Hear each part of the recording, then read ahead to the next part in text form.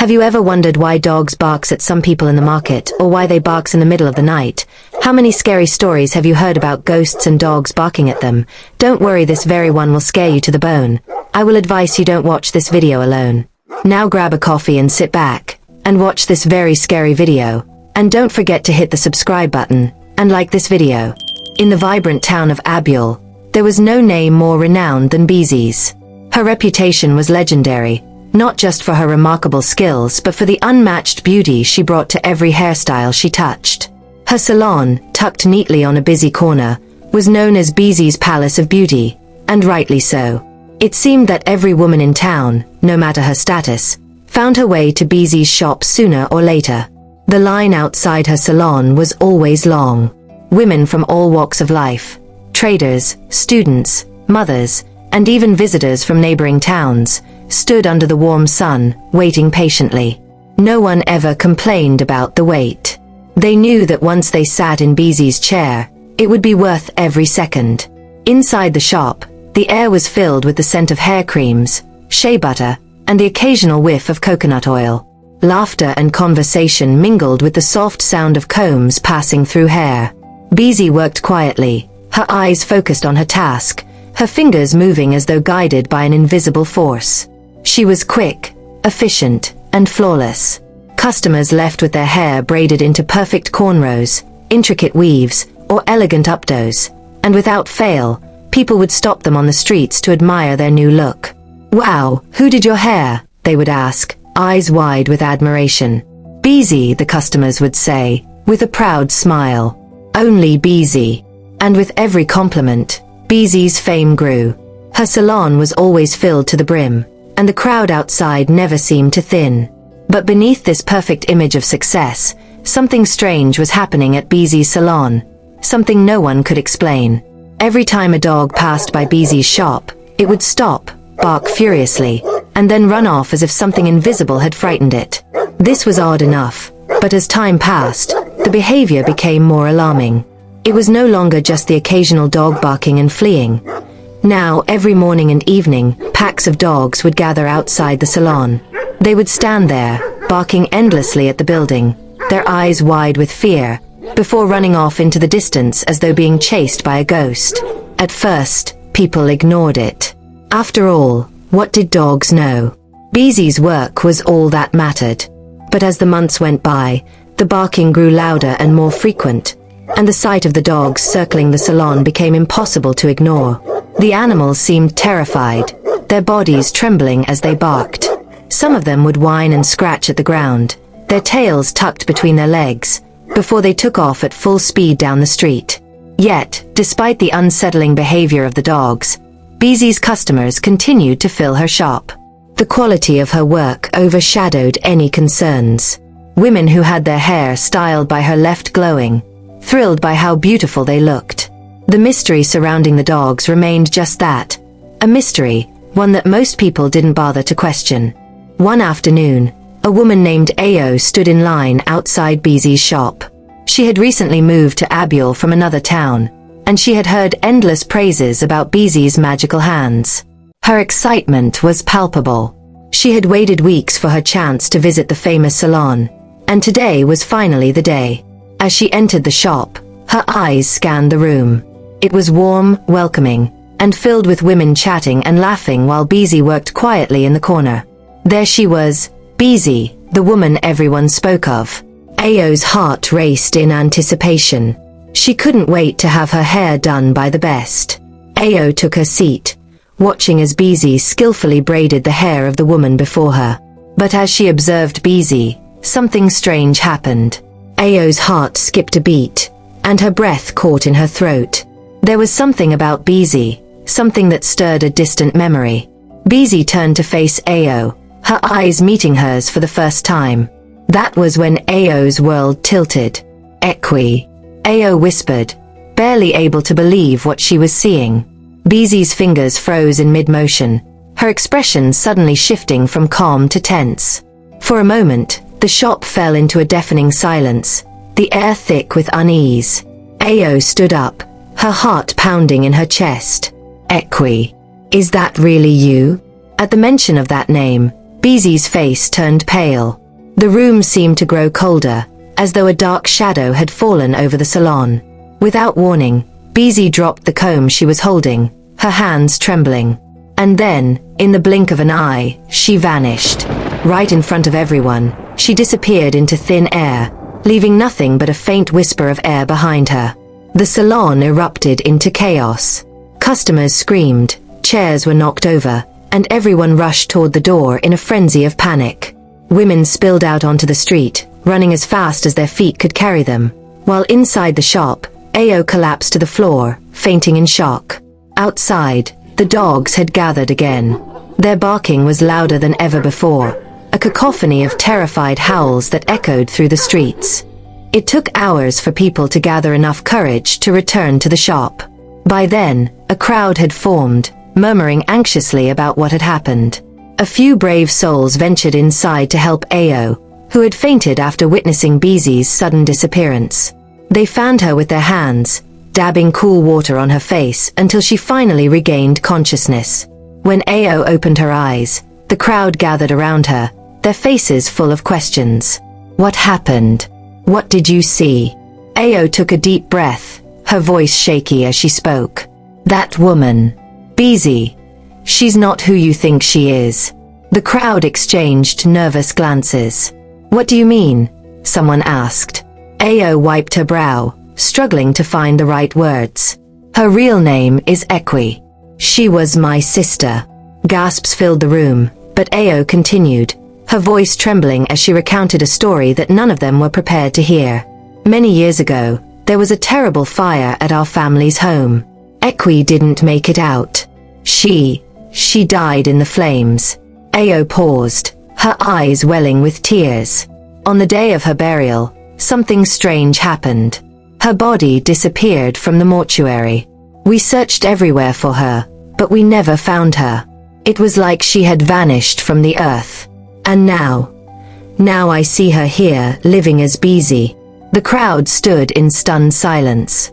No one spoke for a long moment, each person trying to process what they had just heard. Could it really be true? Was ByVee, a woman they had all come to trust and admire, actually a ghost? How could this be? Someone finally whispered, their voice barely audible. Ao shook her head, her own confusion evident. I don't know. But I'm telling you, the woman you know as ByVee is not alive. She's my sister, Equi. And she's been dead for years. The revelation sent waves of fear and disbelief through the crowd. The idea that they had been sitting in the chair of a dead woman, having their hair styled by a ghost, was too much for many to bear.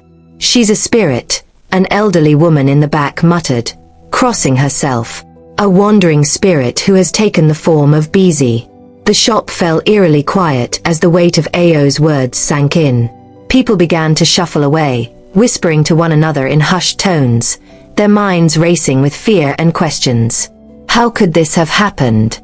How had they not noticed something was wrong all this time? Outside, the barking of the dogs continued, more frantic and piercing than before. It was as if they, too, were warning the townspeople of the truth that had just come to light. As the crowd slowly dispersed, Ao stood alone in the shop, her heart heavy with the knowledge that her sister, once thought lost forever, had been living among them all this time, as something not quite human. And as the night fell over Abiel, one thing was certain. The story of ByVee's salon would be told for generations to come, a tale of mystery, fear, and the strange happenings that no one could ever fully explain. News of ByVee's, or Equi's, disappearance spread through Abiel like wildfire. By the next morning, the entire town was buzzing with the shocking revelation. People gathered in small groups, speaking in hushed tones, their faces filled with both disbelief and fear. Can you believe it? All this time, a ghost has been doing our hair. One woman whispered to her neighbor as they hurried past the now abandoned salon. I don't understand how we never noticed anything, another muttered. There was always something strange about that place, though. The dogs. Maybe they knew all along. Indeed, the sight of dogs barking and fleeing from the salon now took on a much darker meaning. What had once been a mere curiosity had become a symbol of the mysterious forces at work. It was no longer a joke or an oddity. It was a sign that something unnatural had been happening right under their noses.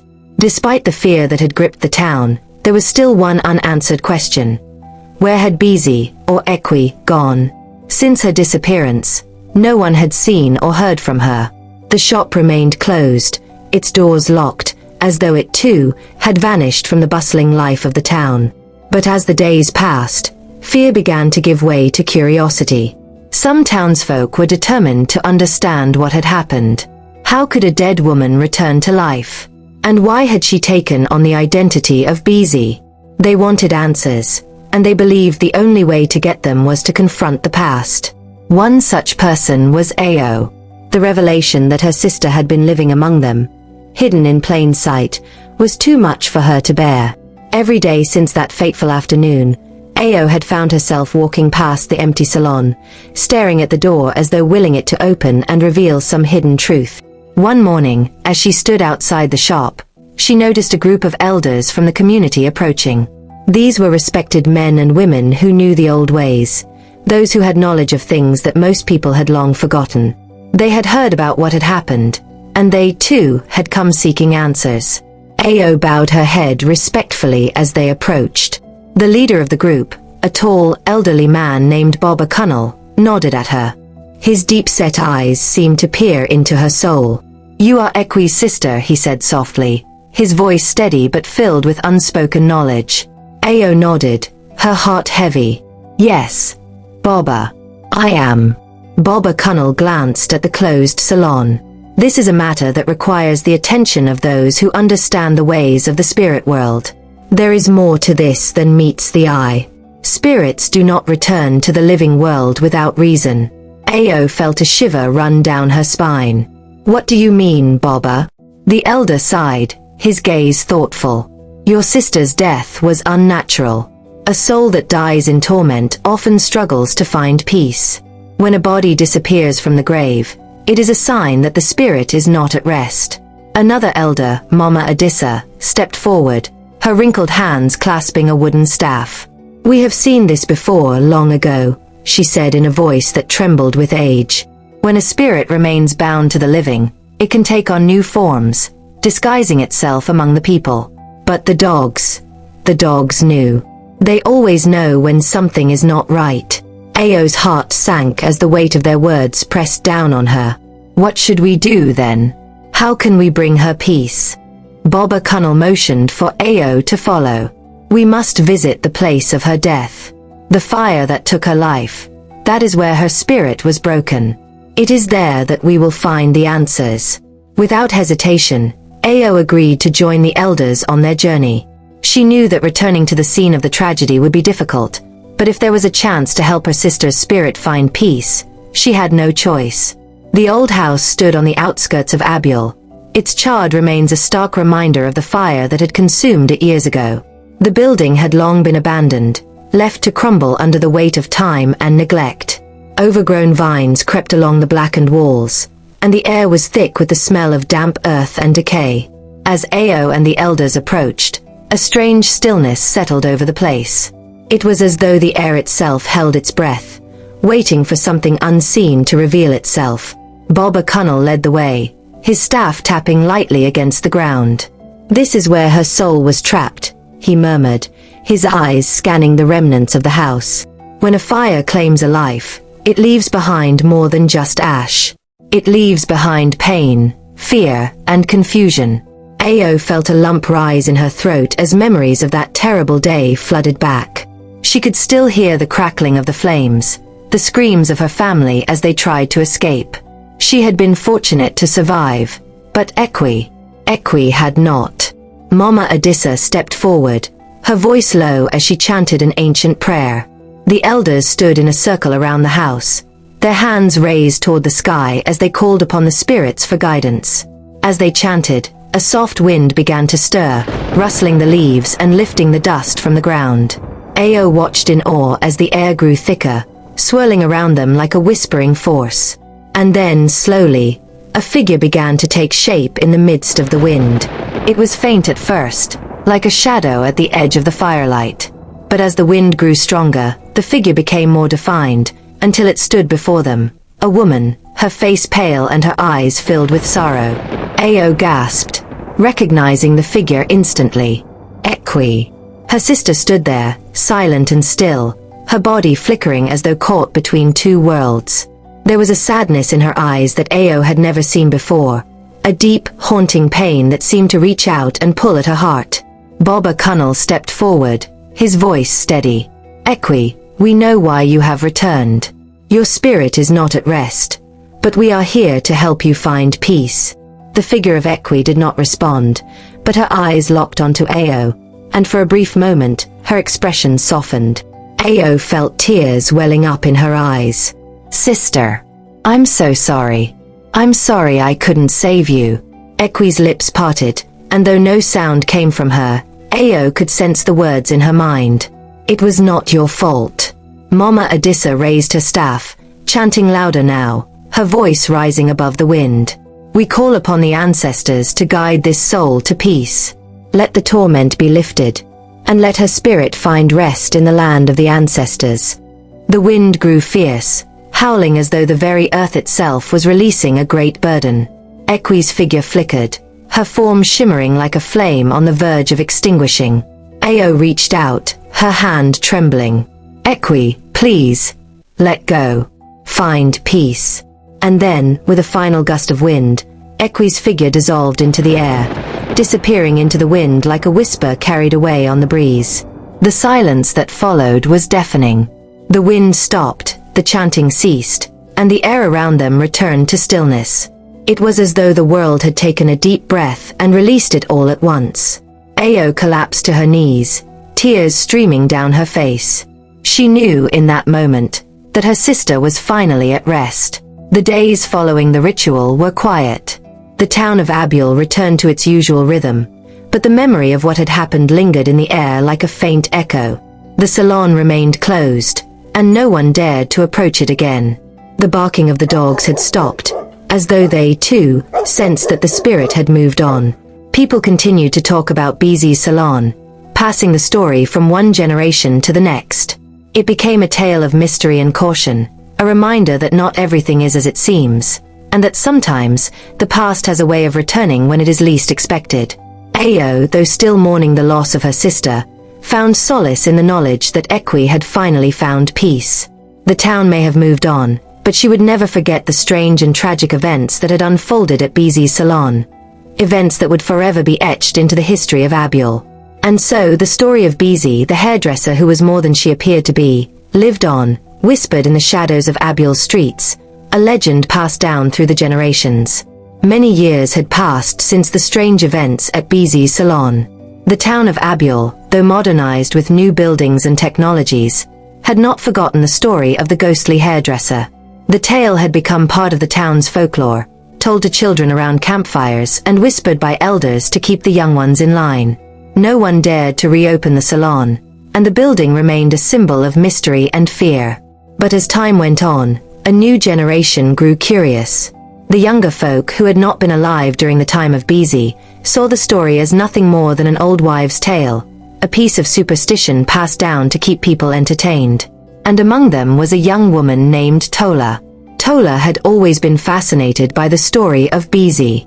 As a child, she would sit at her grandmother's feet, listening wide-eyed as the old woman recounted the tale. But unlike her friends, who shuddered in fear and ran to their beds after hearing the story, Toler's curiosity only deepened. Now in her early 20s, Toler had become a skilled hairdresser herself, learning from her mother, who had once been a frequent customer at ByVee's salon.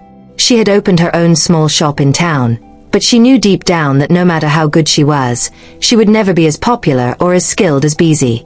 People still talked about the way ByVee's hands seemed to weave magic into every braid, the way her customers left the salon with hair so beautiful it turned heads in the streets. It was on a quiet evening, as Toler sat in her shop with no customers, that an idea struck her. What if she could reopen ByVee's old salon? Surely, people would come for the novelty of it, even if only out of curiosity. It had been decades since ByVee disappeared, and many people in town had grown up without ever seeing the infamous building. Perhaps it was time to breathe new life into the place. The idea stuck with Toler, and over the next few weeks, she began making plans. She spoke to the elders in the community, asking if they would allow her to reopen the salon. Most of them warned her against it, telling her to let sleeping spirits lie, but Toler was determined. Her mother, too, was concerned. "Toler, that place is cursed," she said one evening as they sat together over dinner. "There's no need to stir up what has long been buried." But Toler shook her head. "Mama, it's just an old story. ByVee is gone, and the shop has been empty for years. I want to bring something new to the town, something exciting." Her mother sighed but said nothing more. She knew how stubborn her daughter could be. Finally, after months of preparation, Toler stood in front of ByVee's old salon, its doors sealed shut with dust and cobwebs. The building had aged poorly, its once vibrant walls now faded and cracked. But Toler saw potential in it. She could imagine the place filled with customers once again, just like in the old days. With the help of a few friends, Toler began cleaning the place, removing years of grime and decay. As they worked, people from the town gathered to watch, whispering among themselves. "Do you think it's safe?" one man asked his friend. "Who knows?" the friend replied. But Toler is brave for even trying. Despite the murmurs of doubt, Toler pressed on. She was determined to make the salon her own. After weeks of hard work, the building was transformed. The floors were polished, the walls repainted, and new chairs and mirrors were brought in. It no longer looked like the haunted, abandoned place it had been for years. It looked like a modern, stylish salon, ready for business. On the day of the grand reopening, Toler stood outside the salon, a bright sign hanging above the door, Toler's Salon. The entire town had come to witness the event, a mix of excitement and unease in the air. Some came out of sheer curiosity, others because they had fond memories of the place from when ByVee had been the owner. But all eyes were on Toler as she cut the ribbon and officially opened the doors. As the first few customers stepped inside, Toler's heart raced with anticipation. Everything seemed normal. People laughed and chatted as they waited for their turn, admiring the new decor and praising Toler for her efforts. For the first few hours, it seemed like any other salon opening. But then something strange happened. A little boy, who had been playing outside with his friends, ran inside, his face pale with fear. "Toler! The dogs! They're back!" he cried. Toler frowned, confused. "What dogs?" "Outside. They're barking. A lot of them." Curious, Toler stepped outside, followed by a few of her customers. To her shock, there were indeed dogs gathered in front of the salon, just like in the old days. They were barking loudly, their eyes fixed on the building as though they could sense something inside. The crowd fell silent, staring at the dogs in disbelief. It was as if history was repeating itself. Whispers spread like wildfire. "It's happening again. Just like with ByVee." Toler's heart raced. She had heard the stories, but she had never truly believed them. Now, standing there with the barking dogs surrounding her shop, doubt began to creep into her mind. One of the older women in the crowd, Mama Adani, shook her head. "You shouldn't have reopened this place, Toler," she said gravely. "This building carries the weight of a spirit that has not fully left." Toler swallowed hard, trying to stay calm. "It's just dogs," she said, trying to reassure herself and the crowd. Maybe they're reacting to something else. But even as she said the words, she didn't fully believe them. That night, Toler closed the salon earlier than planned. The dogs had continued to bark for hours, only dispersing as the sun began to set. Toler locked up the shop, her mind heavy with worry. As she walked home, she couldn't shake the feeling that something wasn't right. Later that night, Toler dreamed of ByVee. In the dream, ByVee stood in the salon, her hands skillfully weaving braids into a woman's hair. But something was off. ByVee's eyes were cold, and her movements were mechanical, almost lifeless. As Toler watched, ByVee looked up, her gaze locking onto her. Her lips moved, but no sound came out. Toler woke with a start, her heart pounding in her chest. She sat up in bed, sweat beading on her forehead. The dream felt so real, so vivid, as though ByVee had been standing right there with her. The following days were tense. Though people continued to visit the salon, There was an air of unease around the place. The dogs returned each morning, barking incessantly as if warning the town of something unseen. And strange things began happening inside the salon. Mirrors would crack without warning, lights would flicker, and on more than one occasion, Toler thought she saw a shadow move out of the corner of her eye. It wasn't long before the whispers started again. People began to say that ByVee's spirit had never truly left the salon, that she was angry it had been reopened without her. Some claimed to have seen her in the reflections of the salon mirrors, her ghostly figure watching as Toler worked. Toler, though scared, refused to give up. She had worked too hard to let fear take everything away from her.